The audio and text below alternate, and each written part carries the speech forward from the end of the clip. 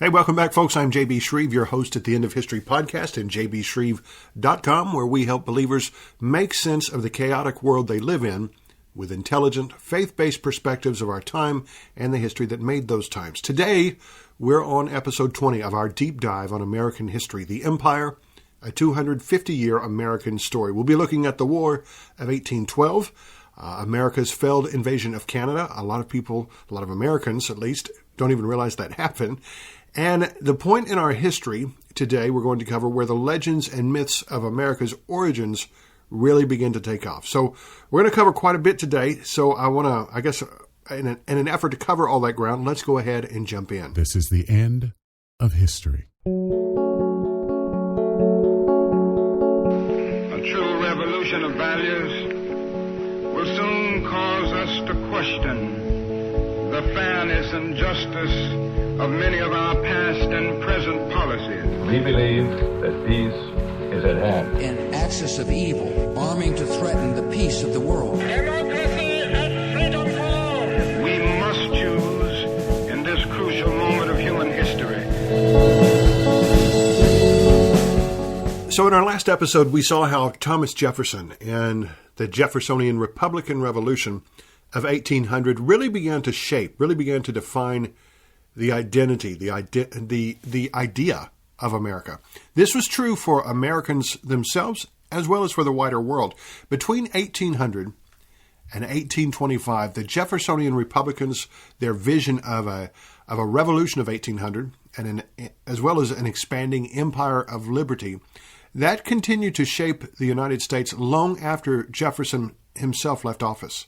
The ideas he championed, limited government, westward expansion, agrarian independence, suspicion of concentrated power, as well as faith in the common citizen, those became really the ideological operating system of this early republic. But their legacy was complicated. They propelled national growth and democratic confidence while also entrenching contradictions that would haunt the country for generations. The most visible continuation of Jefferson's project came through territorial expansion, particularly the Louisiana Purchase. Jefferson had imagined a continental republic of self-sufficient farmers, and his successors, they imagined that as well. James Madison, James Monroe, both Virginians, by the way, guys who followed Jefferson into the presidency during these Republican years, they governed with that same blueprint in mind. Madison's presidency saw the admission of Louisiana, Indiana, Mississippi. Monroe's added Illinois, Alabama, Maine, Missouri. So the country's expanding, and it's officially expanding at this time. It's not just new territorial acquisitions. New states are being added to the Union. In some ways, at least at first, and before they came to be seen as an obstacle, many American Indian tribes actually cooperated with this American expansionism. It seemed at first that the desire for liberty really was changing the hearts and the minds of people who might have otherwise stood in the way of America's advance westward. The historian Daniel Walker Howell, in his book, What Hath God Wrought, he writes, Native Americans showed as much willingness as white people to participate in the market economy.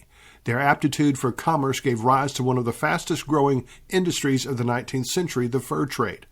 Tribes all over North America participated, trapping beaver, hunting buffalo, and catching sea otters to sell in what was truly a global market. Then he adds, despite the mythology of the noble savage in harmony with nature, in fact, Native Americans collaborated with whites in altering their environment and depleting its resources. The 1819 Adams-Onis Treaty, which secured Florida and clarified the nation's southwestern boundary, it reflected the same expansionist logic. Each new state was framed as another brick in this empire of liberty, a place where Republican institutions could take root among like ordinary settlers. But expansion also intensified conflicts with native nations. They didn't all get along with it. They all weren't falling in line with the empire of liberty.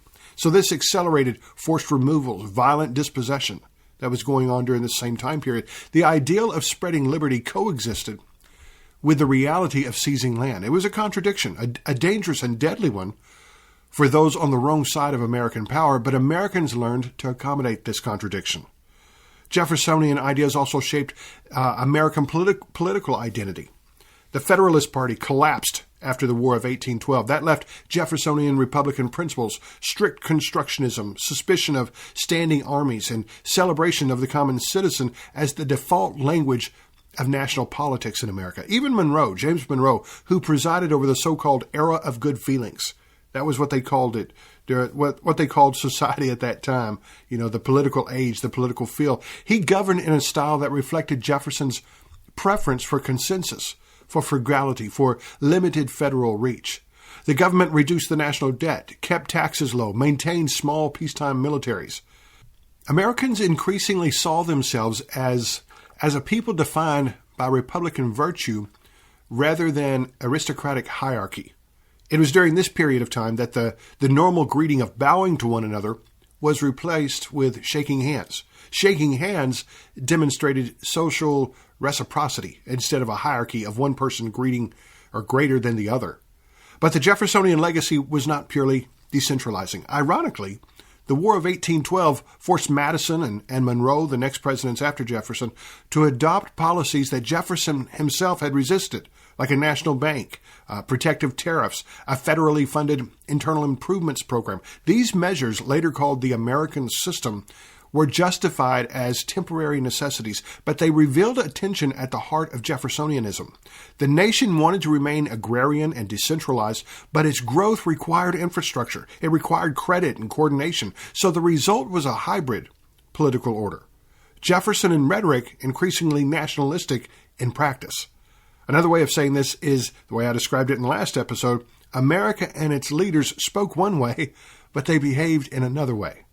So by 1825, the United States was unmistakably Jeffersonian in its democratic ethos, territorial ambition, and suspicion of concentrated power, but it was also a nation wrestling with the consequences of those very ideals, the displacement of American Indians, the entrenchment of slavery, and the growing need for national institutions that Jeffersonian theory struggled to justify. The Revolution of 1800 had succeeded in shaping American identity, but it had also set the stage for the conflicts that would define the next generation. Now, coming to the War of 1812, if you were to ask most Americans about the causes and about the achievements of the War of 1812 today, you'd be hard-pressed to get an accurate answer. It's famous really as a forgotten war in American history, even though an enormous amount of historical traditions, historical mythologies began to be shaped right here at this war. The war's origins lay primarily in maritime tensions. The Napoleonic Wars going on in Europe, they're still going on there, and the U.S. was doing all it could to stay neutral in that fight. In an effort to reduce French power and influence, Britain, in the world's most powerful navy, imposed a number of restrictions on the seas, and that included on the U.S. and anyone else, for that matter, who considered themselves neutral. The Royal Navy routinely stopped U.S. ships, and they would take sailors captive, claiming, often falsely, not always falsely, but often falsely, that these sailors aboard these U.S. ships, these neutral U.S. ships, were actually British deserters. This was called impressment. To Americans, impressment was more than an economic nuisance. It was a humiliating violation of national independence. Jefferson had imposed an embargo on Great Britain to no measurable effect, at least not a positive measurable effect, in an effort to stop that impressment. James Madison ordered trade restrictions, but they also had failed to change British policy. So this left many Americans convinced, that only war could defend American rights. Now, it's important to recognize that the generation of the Founding Fathers, the Revolutionary generation, was beginning to die out by this time. Many of the Americans who cried for war against the British, the loudest in the run-up to 1812, had never actually seen or never actually participated in any real fighting. They were convinced they could whip the British, just like they did in 1776. Their grasp on reality was fueled more by their own bravado than by any real knowledge or understanding of what it took to fight or to win a war. We've got to remember the Jeffersonian Republicans had an ingrained hatred towards monarchical Britain. They had little love for Napoleonic France by this time, but there was something very comfortable for these guys with hating the British, among the Jeffersonians at least. And so the offense of the British, impressment, was particularly galling to these guys, to the Jeffersonian Republicans. A second cause of the war was Western conflict. We'll see this time and again. Native nations in the Old Northwest, led by the famous Chief Tecumseh, supported in part by British agents in Canada, resisted U.S. expansion. Many Westerners believed Britain was deliberately stirring Native American resistance to block American settlement. Warhawks like Henry Clay and John C. Calhoun, they argued that defeating Britain and Canada would break this alliance and secure the frontier. So expansionist dreams, sometimes framed as extending the empire of liberty, mixed with genuine fears about frontier security by this point. By the time Congress declared war in June 1812, the United States saw itself as defending both its sovereignty as well as its honor, two concepts that would become central to the nation's self-image in the years that followed. But by the time the war that many Americans longed for finally arrived, the United States was woefully unprepared. The Jeffersonians didn't believe in a standing army. That was only used for strong central governments to enforce their power on the people, in their eyes. When it came time to use an army for a defensive fight, they found all too quickly that developing such an army was easier said than done. Between 1812 and late 1814, this war exposed the nation's military weakness, political divisions, and strategic confusion. Far from asserting American honor, the early years of the War of 1812 often seemed to confirm British assumptions that the United States was an unstable, ill-prepared republic punching far above its weight, and that was the actual fact. The most glaring failures came in the invasion of Canada, which were supposed to be quick, decisive, and politically popular. Instead, they became just a catalog of blunders. A lot of people today don't even realize that between 1800 and 1850, the U.S. fought wars against both Canada and Mexico as it pressed its borders westward. The War of 1812 was the war against Canada. In fact, for many Canadians, the War of 1812 is a moment for historic pride. That was not the case for the Americans. The U.S. Army, poorly trained, poorly supplied, and led by aging Revolutionary War veterans, stumbled across the northern border in 1812 and suffered just a series of humiliating defeats. American General William Hull, he surrendered Detroit without even a fight. He handed the British a major American city along with its garrison. Other attempts to seize Upper Canada collapsed through miscommunication, timid leadership, or just outright panic. Rather than proving American strength, the Canadian campaigns convinced many observers that the Republic could not coordinate even modest military operations. At sea, the U.S. enjoyed a few early victories, but these successes masked a deeper strategic reality. The Royal Navy's blockade quickly strangled American commerce. By 1813, British warships controlled the Atlantic coast, shutting down ports, crippling exports, and throwing coastal communities into economic crisis.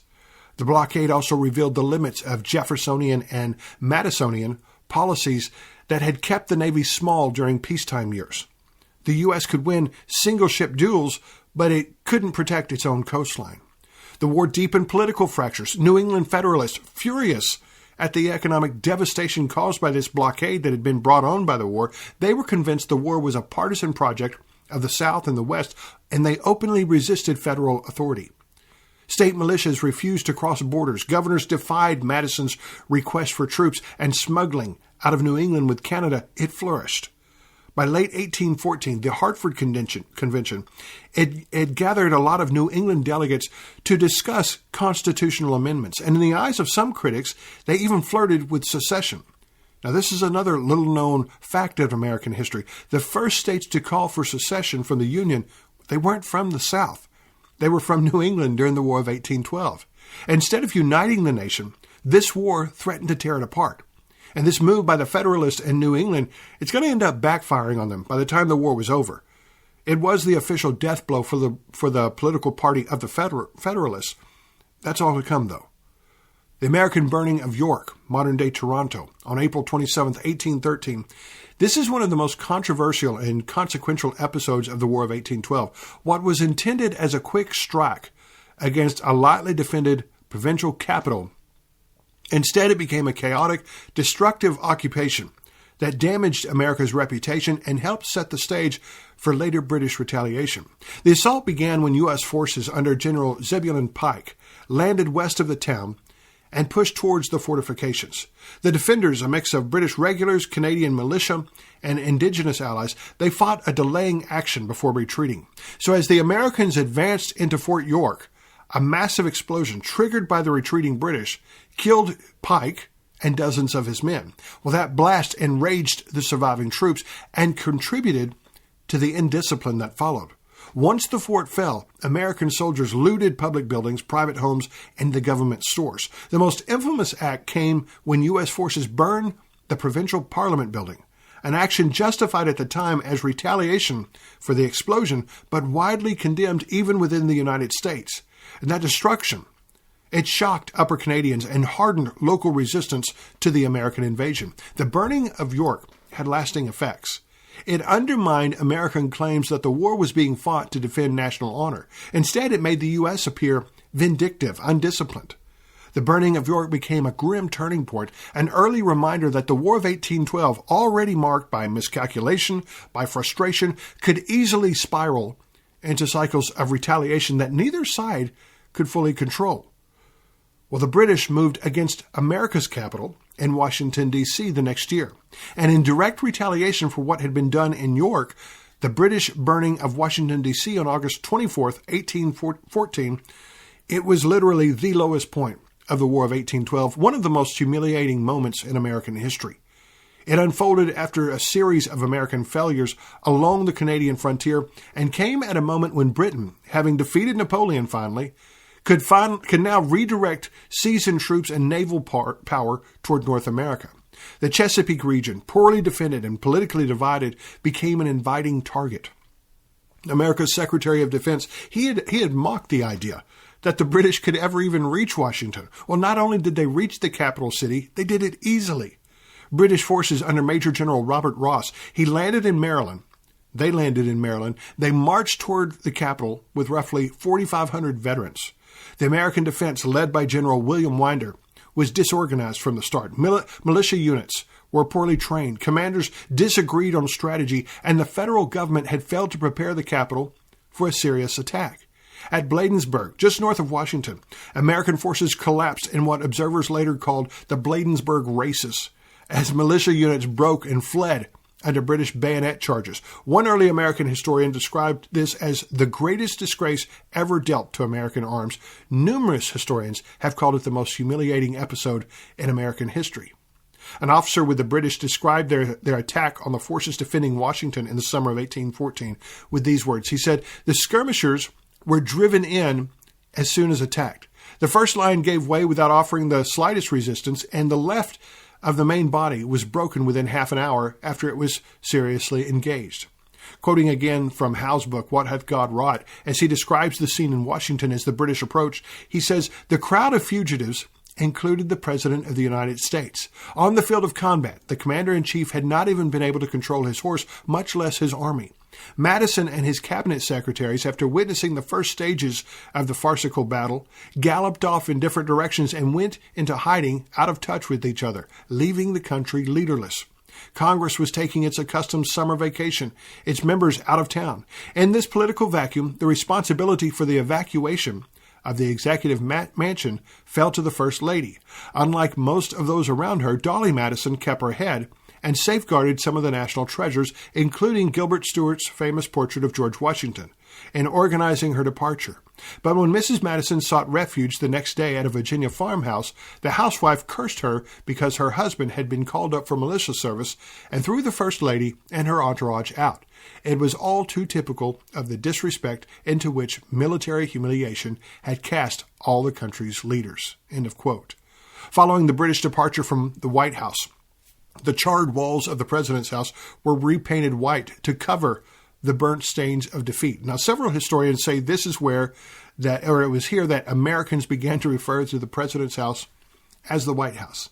Some say that's not true, but it's kind of funny when you think about it. This thing we look at as reverential, the White House, the seat of American power, it began to be called that, according to this legend, because of the burning they were trying to cover up, the burnt scars they were trying to cover up. A violent storm actually lessened the dangers of the fires in Washington, D.C., and hastened the departure of the British. They only stayed in Washington for a day, but the burning of the nation's capital had profound psychological effects. It exposed the fragility of the young republic, embarrassed the Madison administration, and intensified criticism from New England patriots or New England Federalists who already opposed the war. To many Americans, it seemed possible that the nation might actually collapse during this war.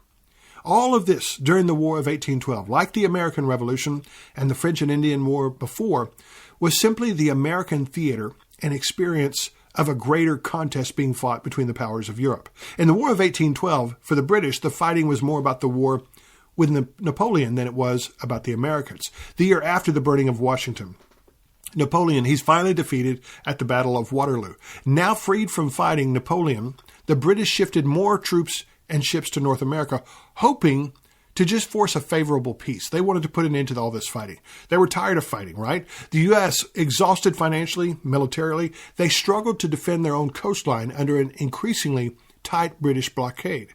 The burning of Washington symbolized the imbalance. Britain could strike at will, while the U.S. could do little to retaliate. So by this point in the war, the whole contest had merely highlighted America's vulnerability rather than proving the nation's resilience. The opposite ends of the war that had been expected were now being proved out. Peace came, finally, not through battlefield triumph, but through mutual exhaustion. Negotiators in Belgium had been meeting since the summer of 1814, and by December, they produced a treaty that essentially restored the pre-war status quo. No major American war aim, ending impressment, securing maritime rights, or gaining any territory. None of that was achieved. The Senate ratified the treaty in February 1815, formally ending this conflict. And though scattered fighting continued where news had not arrived. Now, for many Americans, the war's conclusion on its best day felt ambiguous.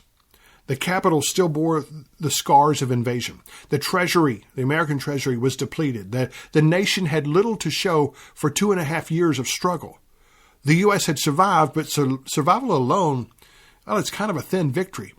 In the shadow of the burned Capitol and the president's house, the war's end looked less like a triumph and more like a sobering reminder of how fragile the young republic remained. But then, a surprise happened. Far away from Washington, D.C., not yet aware that the end of the fighting had been secured, a young Southern general by the name of Andrew Jackson was about to lead an attack against the British in New Orleans. This battle wouldn't only change America's impressions and memories of the War of 1812, it would also elevate Andrew Jackson into a much-needed national hero for the nation, and in the end, it would change the course of America's history.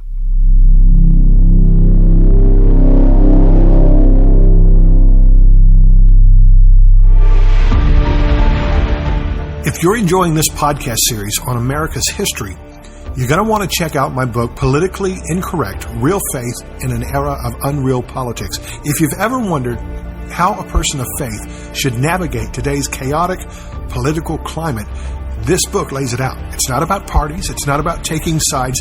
It's a biblically grounded book at how politics works and how believers can engage with it and sometimes even stand against it. Within the pages of this book, we explore everything from today's political moment, the history of the Christian right, and what meaningful biblical engagement can look like right now. The book is Politically Incorrect by me, J.B. Shreve. You can find the links at theendofhistory.net or head over to Amazon and add it to your cart this week.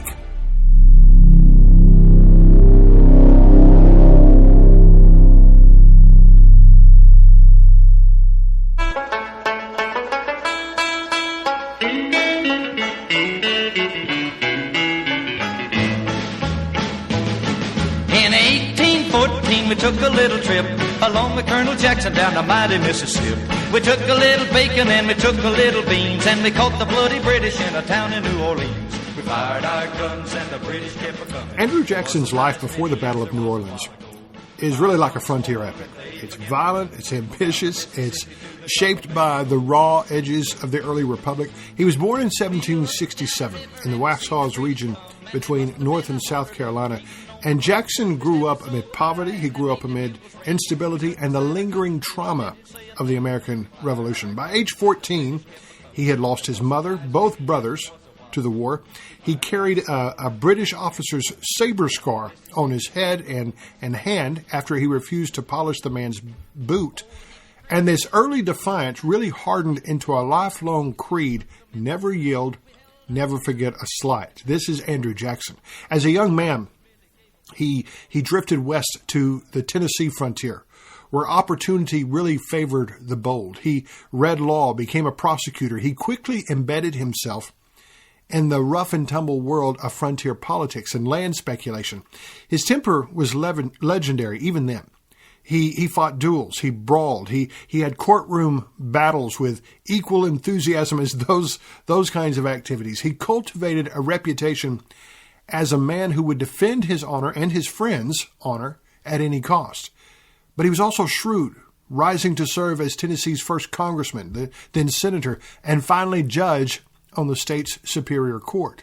Jackson's military career began in earnest during the War of 1812. As a major general of the Tennessee militia, he led brutal campaigns against the Creek Nation, culminating in the decisive and devastating victory at Horseshoe Bend in 1814. That battle broke Creek resistance and elevated Jackson to national prominence. It also revealed his uncompromising, even often ruthless approach to warfare. By late 1814, Jackson was appointed to command the defense of New Orleans, a strategic prize the British hoped to seize. He arrived there on the outskirts of the city to find a divided, vulnerable city and a patchwork of forces of militia, regulars, free black soldiers, Choctaw allies, and even pirates. Jackson's ability to impose discipline, inspire loyalty, and improvise under pressure, it really set the stage for the stunning victory that would make him a household name across the U.S. after this. When Jackson arrived in the city in late 1814, the British were sending veterans of the Peninsular War fought between Spain and England a few years earlier. These were seasoned, disciplined, confident, well-trained soldiers. Jackson had almost none of that. What he possessed instead was his iron will and a gift for turning chaos into resolve that you would see time and again throughout his life. His army was a patchwork of America itself. Tennessee and Kentucky frontiersmen, they arrived with long rifles, homespun clothes, and little discipline but deadly accuracy. Creole militia from Louisiana, they stood beside free black battalions who volunteered to defend the city on the condition that they would be treated as and paid as equals to white soldiers, terms Jackson actually accepted without hesitation at the time. Choctaw warriors joined as scouts and skirmishers, bringing deep knowledge of the terrain. Even Jean Lafitte's Barataria pirates, and I don't know if I'm saying that right or not, but outlaws that Jackson had once threatened to hang, they became crucial artillerymen and their gunners among the most skilled in the Gulf. Jackson wielded these groups together through the force of his personality. He imposed order where he could. He inspired loyalty where he couldn't, and he convinced every man that the fate of the Republic rested on the muddy line they were digging along the Rodriguez Canal there in the city. When the British launched their frontal assault on January 8, 1815, they marched into a storm of rifle fire, cannon blast, and unwavering determination. Jackson's line held firm. The British attack collapsed in less than an hour. This victory in New Orleans, Jackson's victory in the Battle of New Orleans, it's astonishing. An outnumbered, improvised American force had shattered one of the world's elite armies. In the public imagination, it was Jackson who made it possible. The relentless commander who united riflemen, pirates, Creoles, Choctaws, and free black soldiers into a single defiant wall that saved New Orleans and crowned him a hero of this young nation.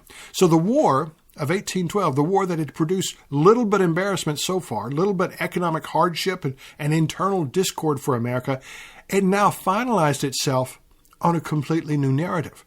When Americans thought of the War of 1812 after this, they would barely recall the burning of Washington and the other devastating defeats. They would recall the Battle of New Orleans and its hero, Andrew Jackson. Never mind that all of this actually happened after the war was officially over.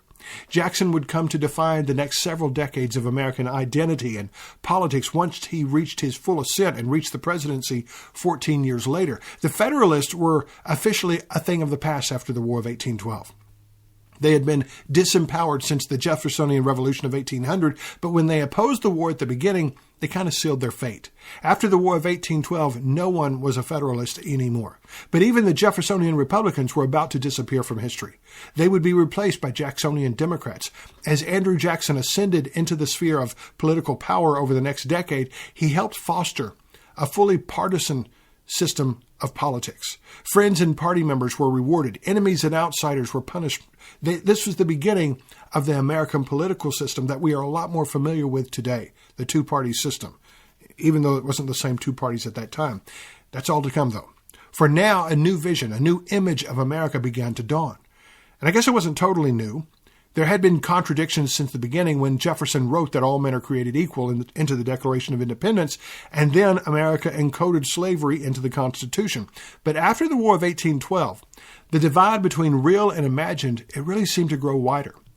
By 1825, Americans remembered the War of 1812 not as a muddled conflict with mixed results, but as a proving ground.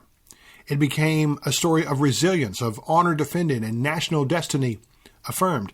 And so in that sense, the War of 1812 helped crystallize the self-image of a confident, expanding republic, one that believed its future lay across a continent and on the world stage. It became acceptable that, none of this was actually true. The idea of America became as important, maybe even more important, than the realities of America. The problem with that, of course, is that as the ideas become stronger, disillusion and frustration is often the result that those who believe in them face when they're confronted with reality. And that would come. For now, James Monroe succeeded James Madison in the White House and became the 5th president of the United States. So far, every president except John Adams had hailed from Virginia. That included Monroe. Monroe presided over an era, like I said, that historians came to call the era of good feelings. Prosperity returned. Westward expansion resumed. In the South, Andrew Jackson conquered Florida without congressional or presidential approval. He proved that so long as you won, the scandals were not that big a deal. The scandals that followed, they weren't that big a deal if you win. He also proved that while he might form necessary alliances to fight a war, like he did at the Battle of New Orleans, those alliances only lasted while they were necessary to him. Many of the Indian tribes who allied with him against the British, they became his victims when he took over Florida. Also falling victim to Jackson's conquest were hundreds of fugitive slaves who had fled the southern states and built refugee settlements in the swamplands of Florida. With the end of the Napoleonic Wars in Europe, the situation shifted in other nations in the Western Hemisphere. Several countries in South America secured their own independence and fought their own revolutions against the declining power of Spain. Colombia, Panama, Ecuador, and Venezuela, they were the result of these revolutions. The U.S. recognized all of these. They signaled its intent. The U.S. signaled its intent and willingness to defend these nations against European encroachments. And this became known as the Monroe Doctrine. To this day, American political leaders often invoke the Monroe Doctrine to suggest they have a right, America has a right and a privilege to intervene in the nations of the Western Hemisphere while Europe does not. Now, the one Latin American nation that fought a revolution for independence that the U.S. did not recognize, that's Haiti. We're going to look at that in a later episode. It's significant to understand why and how that situation unfolded, but we're going to get to that. What was most interesting about the Monroe Doctrine at the time of its inception in 1823 was the fact that there was just so little substance to back it up. America's government could say anything it wanted. They could write declarations and policies, but this was just a few years after the War of 1812. What credibility did they really have in suggesting they could and would protect their interest in the Western Hemisphere from European powers? Once again, the power of the ideas of America were just as important, if not more important, than the realities of America. The original revolutionary generation was beginning to die out. The founding fathers were fading into history. In their absence, a new generation of American leaders and influencers were laying claim to the ideas of the founders and reinterpreting them in their own image. In some instances, they were even adding their own ideas. Mythologies and legends were beginning to be sewn into the fabric of the American identity by the time the nation approached its 50th anniversary of the Declaration of Independence in 1826. I mentioned this in an earlier episode when we talked about the Declaration of Independence. When it was originally published at the Continental Convention, the grievances against the King of England, the part of the document that make up the bulk of the text of the Declaration of Independence, that was what was most important. Well, that changed over time. The preamble, the part we all know today, that became more important. That's the we hold these truths to be self-evident part of the document. The Jeffersonian Republicans had taken to reading this every year at the 4th of July celebrations of America's independence, and by the 50th anniversary, the preamble, specifically of the Declaration of Independence, it had ascended to the realm of Scripture in the eyes of many Americans. As the Founding Fathers faded away, dying one by one through the years, one wonders what they thought of all of this change going on in the country. Those who had been Federalists and so alarmed by the Jeffersonian Republicans, the Revolution of 1800, they must have realized that while the nation wasn't what they envisioned it to be, it probably wasn't as bad as they expected it to be from Jefferson. The disciples of Thomas Jefferson, for their part, they embellished the legend. They embellished the myth of their favorite founding father to no end. He was the prophet of the nation as far as they were concerned. The gap between reality and ideas was beginning to define America. And that was what it was all about to them. The ideas were what was important. Reality could change. Year by year went by, and as the Founding Fathers became fewer in number, they watched quietly in the background as the myths, the legends, and the ideas of America took hold. There was a poem written by a young Maryland lawyer. His name was Francis Scott Key. It began making the rounds and increasing in popularity starting around 1814. It's titled The Star-Spangled Banner. Now, Key was an amateur poet. He watched the British pulverize Fort McHenry after the burning of Washington during the War of 1812. Right? You got to think about the low point of American history that he's watching all of this through. All through the night, the shells and artillery rained down on Fort McHenry. Occasionally, as an exploding gunpowder lit up the sky during the darkness, and he could see America's flag flying over the fort still. It was still up there. His poem was written in the depths of doubt when it seemed America might actually fail. Now, this would eventually, of course, become the national anthem. The power of ideas overrode the facts on the ground, and out of the depths of defeat comes the Star-Spangled Banner. Other poems and songs were making the rounds too and being added as America's history unfolded during this time period. The Jeffersonian Republicans, they had opposed a standing military, but the fight against the Barbary pirates in North Africa on the shores of Tripoli in 1805 became part of the Marine hymn during these years. By 1847, a full standing military was advancing to Mexico City in the halls of Montezuma. So from the halls of Montezuma to the shores of Tripoli became a key line in a song for a branch of the military that was one of America's most famous founders didn't even believe we should have. Reality and ideas didn't always have to align. The new generation of Americans, they took over for the Founding Fathers at first, and they tried to preserve the legend of the founding. Then they tried to reinterpret it. By 1826 and the 50th anniversary of the country, these guys this new generation, they were actively engaging in the use of spiritual and scriptural language to define America and its founding. For this new generation of Americans, nothing better has demonstrated God's special appointment and design for America than the story of the last surviving Founding Fathers, Thomas Jefferson and John Adams. As the 50th anniversary approached, not only had most of the other members of the Revolutionary and Founding generation passed away, but so had most of the family members of these two great men. For years, they had been divided, Jefferson and Adams, by the dissension, the outrageous excesses that were unleashed during the election of 1800. Adams felt utterly betrayed by his one-time friend Thomas Jefferson. Jefferson resisted taking responsibility for his role in the most personal excesses at that time. Well, at least he did for a time, right? Joseph Ellis tells this story. Tells it best in his Pulitzer Prize-winning book, Founding Brothers. The two one-time friends remained divided and embittered for years after the election of 1800. In 1804, when Jefferson's daughter died, Abigail Adams, John Adams' wife, she sent Jefferson a letter of condolence. She had helped care for the daughter when the two families served as the American ambassadors in Paris many years before. A series of correspondence between Abigail and Jefferson continued for several years.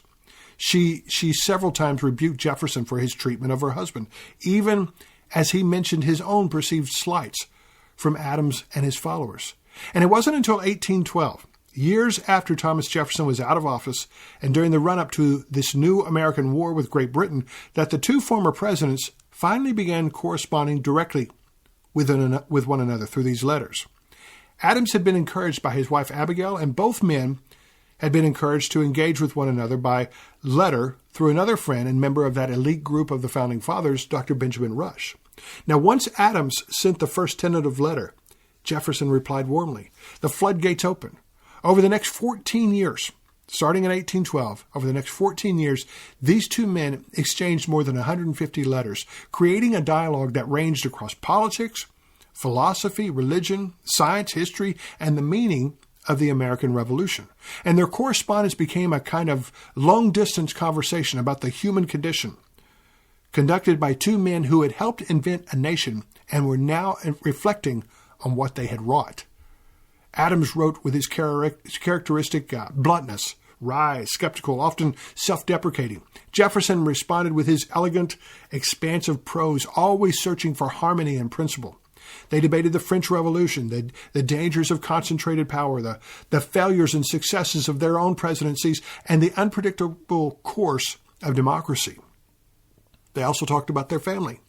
Adams' son, John Quincy Adams, rising in his own political stature during this time, became Secretary of State. Eventually, he became the President of the United States. They disagreed often, Jefferson and Adams did. But disagreements no longer threatened their friendship. Instead, it animated it. Each man sharpened the other. Their letters, they revealed a shared sense of mortality. Both were conscious they were among the last giants of the founding generation. And they wrote with the awareness that posterity would read their words. But the tone remained intimate. They reminisced about their diplomatic years in Europe, their families, their books, their ideas that had once bound them together before politics drove them apart. The correspondence continued right up until the very end. In 1826, as the 50th anniversary of the Declaration of Independence approached, both men's health was failing. Jefferson's last letter to Adams, written in declining health, still carried his characteristic optimism about human progress. Adams, increasingly frail, continued writing until his strength gave out. And this is where the magical moment happened, a moment that couldn't have been better scripted if it were in a novel. On July 4th, 1826, the 50th anniversary of the Declaration of Independence, the two men died within hours of each other. Jefferson in Virginia, Adams in Massachusetts. Adams's reported final words, "Thomas Jefferson survives," was mistaken, but they captured the spirit of the bond. As word spread across the nation that the two founding fathers had died within hours of each other, and even on the 4th of July of America's 50th anniversary of the Declaration of Independence, most believed it was a divine sign of God's own favor over the nation. He had awarded them with a special narrative as part of their exceptional and divine destiny. Now, it's a cool story to be sure, but the story continues. In our next episode, we're going to look at the growing expansion of American destiny and dominance. We'll look at some of the key advances and ideologies that helped shape the young nation in the pre-Civil War decades. As always, I'm J.B. Shreve, your host at The End of History, where we help believers make sense of the world they live in with intelligent, faith-based perspectives of our times and the history that helped create these times. We'll be back very soon with our next episode in this series, The Empire, a 250-year American story.